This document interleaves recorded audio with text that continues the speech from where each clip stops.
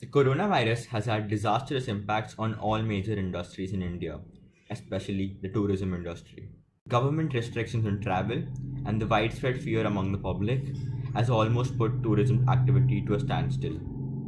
The vibrant and tourist filled streets of downtown Jaipur are now almost empty. The Economic Times has said that 38 million people out of the 55 million people working in the tourism industry have lost their jobs amid the virus. This means that more than 69% of the people working in this industry are jobless without any other source of income. The Economic Times also adds that the tourism industry is unlikely to pick up even late this year. Tourist guides, heritage workers, local craftsmen, who are all dependent on tourists for their income, are stranded right now. We are the ambassador of our culture, but now we are helpless. Completely, we don't have any another source of income. We earn directly from the tourist. These people are essentially the caretakers of our magnificent historic monuments and are the most integral part of India's $30 billion tourism based economy. It's very disheartening that right now a lot of us have completely forgotten about these people. Some of the tourism workers in Amer agreed to tell us their story during this global pandemic. So let's hear the ground reality from these people. Okay, namaste. After the world pandemic COVID-19, the world van has stopped. All the tourism activities also have been stopped by the government of India to protect the tourist and everyone who is related with the tourism. We people actually are tourist guides. We are also highly affected with the COVID-19 because we earn our money directly from tourists. When you can see there is no one in this palace. This is the most beautiful palace in the north of India, most attractive palace. Only tourists first of all prefer Amer Fort to visit. But when we are seeing that there is no one in this palace, so it is completely empty. So we people cannot earn anything. We have our houses, we have our families, and we earn everything directly from the tourists. Now, local guides, regional level guides, all are unemployed, and government is not giving any kind of facility. अभी इस virus की वजह से हमारे सबसे जो effect पड़ा है वो टूरिस्ट डिपार्टमेंट पे भी पड़ा है। और अभी हम लोग जयपुर का जो मेन अट्रैक्शन है आम्बर फोर्ट वो टूरिस्ट के लिए ओपन भी किया हुआ है, बट अभी कोई टूरिस्ट नहीं है। कुछ टूरिस्ट की न होने से हम काफ़ी गाइड तो बेरोजगार हो चुके हैं। इसके लिए इनकम का सोर्स कोई दूसरा नहीं है। आम्बर पैलेस नॉर्थ इंडिया का मोस्ट इम्पोर्टेंट पैलेस है और ये यूनेस्को वर्ल्ड हेरिटेज साइट में भी है 2013 से। और अभी यहाँ जो भी लोग आम्बर पैलेस में गाइडिंग करते हैं सभी गाइड बिल्कुल बेरोजगार हैं। टूरिस्ट यहाँ बिल्कुल भी अभी नहीं आ रहा और मैं लगभग 15 साल से यहाँ वर्किंग हूँ। गाइड का नंबर लगता है तो एक रूटीन बाई होता है तो 3 या 4 नंबर नॉर्मली लग ही जाता है। लेकिन अभी प्रेजेंट में अगर देखा जाए तो 1-2 कस्टमर आ रहे हैं, टूरिस्ट आ रहा है और वो भी गाइड नहीं ले रहा है, तो गाइड बिल्कुल बेरोजगार हुआ बैठा है क्योंकि इनकमिंग कोई टूरिस्ट आ ही नहीं रहा है और इनकम से ही घर चलता है। जब कोई दूसरा हमारे पास कोई स्रोत नहीं है कमाई का तो बिल्कुल हम ना उम्मीद होकर बैठे हैं और ना ही गवर्नमेंट की तरफ से भी कोई आश्वासन है कि हमारा आगे क्या होगा। तो चालू तो कर दिया गया है लेकिन जब तक कोई फ्लाइटें चालू नहीं होगा, जब तक कोरोना की मेडिसिन नहीं मिलेगी तब तक शायद ऐसा ही चलेगा।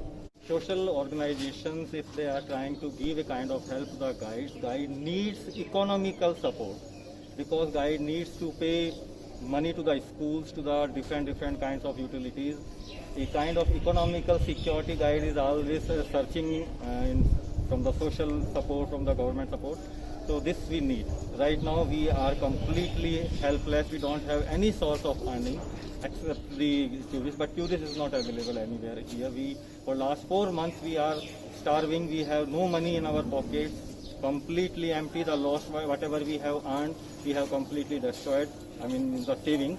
Nothing is left with us. इस लॉकडाउन में हमारी ऐसी परिस्थिति है कि हमें एक दाने के लिए हम मजबूर हैं, एक दाने के लिए तरस रहे हैं। इसलिए तरस रहे हैं कि ये 3-4 महीने हमारे जो दिल पे गुजरी है, हम कलाकार लोगों पे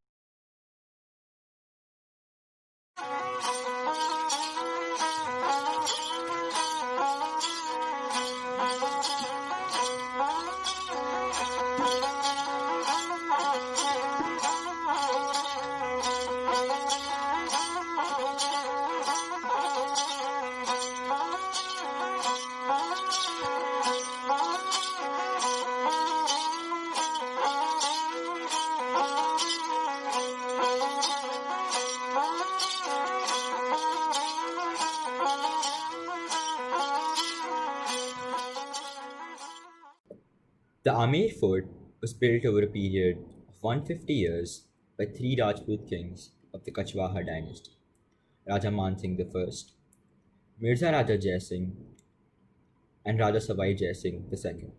The fort was built around the town of Amer, which was the capital of the Kachwahas between 1037 CE and 1727 CE, after which the capital was shifted to Jaipur. In 1562, when the Kachwaha princess Harkabai, commonly known as Jodhabai, was sacrificed and married to Emperor Akbar to make peace with the Mughals, the royals of Amer decided to not leave their daughter alone and joined the Mughals. Thus, for many generations, the Kachwahas faithfully served the Mughals as their governors, generals, and trusted advisors. With the support of the Kachwahas, the Mughals not only became the Badshahs of Hindustan, but also of the entire South Asian and Southeast Asian regions. While serving the Mughals, the kings of Amer adapted to Mughal heritage and culture, including Mughal architecture.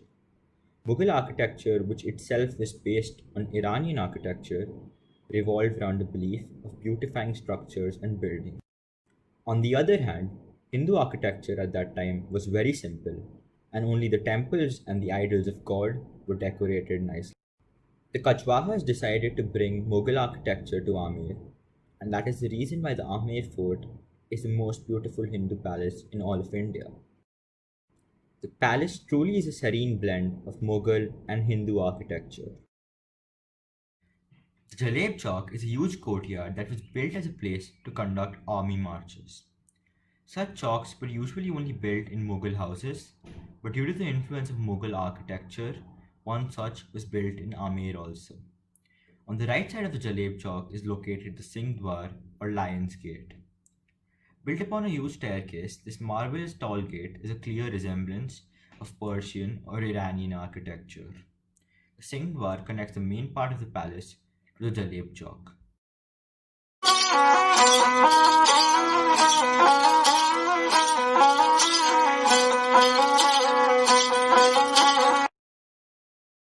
The Suraj Pole or Sun's Gate was wherefrom the king entered the Jaleb Chowk. As the Raja remained quite distant from the common public, the public was only allowed to enter the chowk from the opposite side of the Suraj Pole. The Diwan-e-Aam was built by Raja Man Singh I as a place to hear the problems of the public. It was the first time a completely Mughal building had been built in a Hindu palace. It was also the first time that a Hindu Raja had started a public court.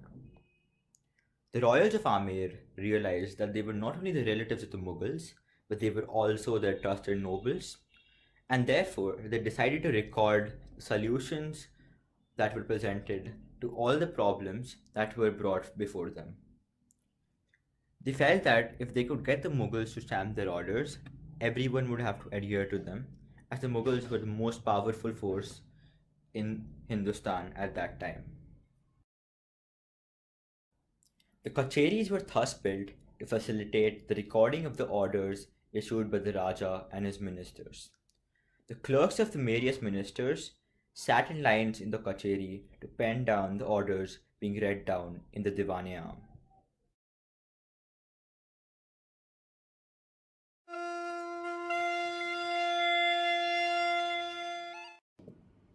The kacheris look out onto the Kesar Kyari. Kesar Kyari is a garden that was built in the year 1600 for the women in the Raja's harem to admire. The Raja had intended to grow saffron here, but was unable to do so because of the weather conditions. Thus, the name Kesar Kyari, which is the Hindi name for saffron garden. The garden is built around the artificial Maota lake. The lake was built to harvest rainwater as water was quite scarce in Amer. It is believed that the water in this lake is sacred and one can get rid of all allergies and diseases by bathing in it.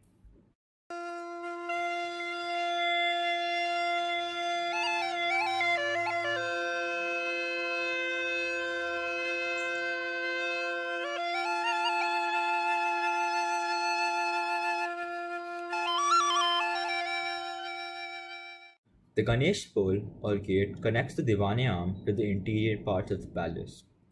It was built by the same workers who built the Taj Mahal. These workers, who were of Iranian origin, had been in the service of the Mughals for many generations. The ancestors of these workers had been brought by Badshah Humayun to India in the 16th century. They expected to live a life of pleasure in India after working for a few years, but were constantly made to work for decades. Realizing their agitation, Mughal Emperor Shah Jahan sent them to Amer. The workers now felt deserted by their own emperor and decided to prove their worth by decorating the fortress of Amer to the best of their ability. Thus, they started building this magnificent gate, which is now one of the most beautiful structures in the fort. When the construction of the Ganesh pole was complete, everything was perfect. But there was one problem. The workers were Mughals and had built and adorned the gate in completely Mughal style.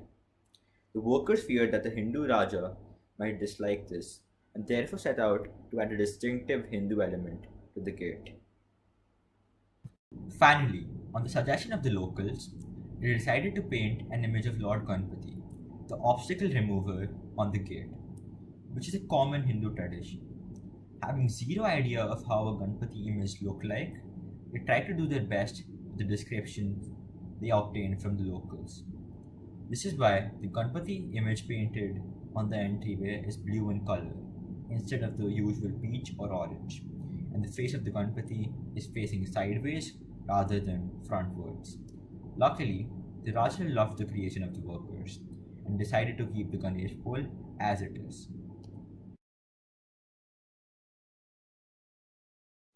Inside the Ganesh pole, a path on the right side goes straight towards the Sheesh Mahal.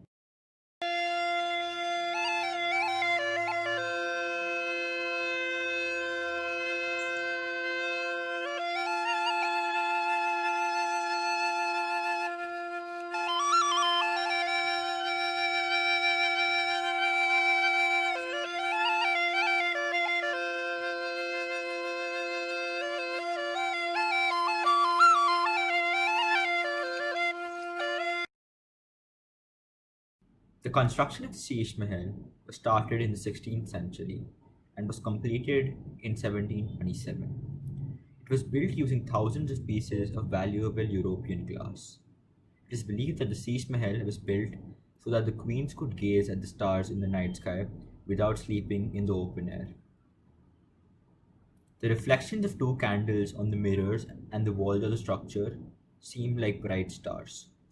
In addition to this, the Sheesh Mahal also served as the Diwan-e Khas, or the special court of the king, where the king discussed private and executive matters with his ministers. The pillars supporting the ceiling of the Sheesh Mahal are decorated with impressive and rather unique carvings of plants and flowers. When you will see it carefully, you will see so many animals here. See here first, you can see here a tail of a fish.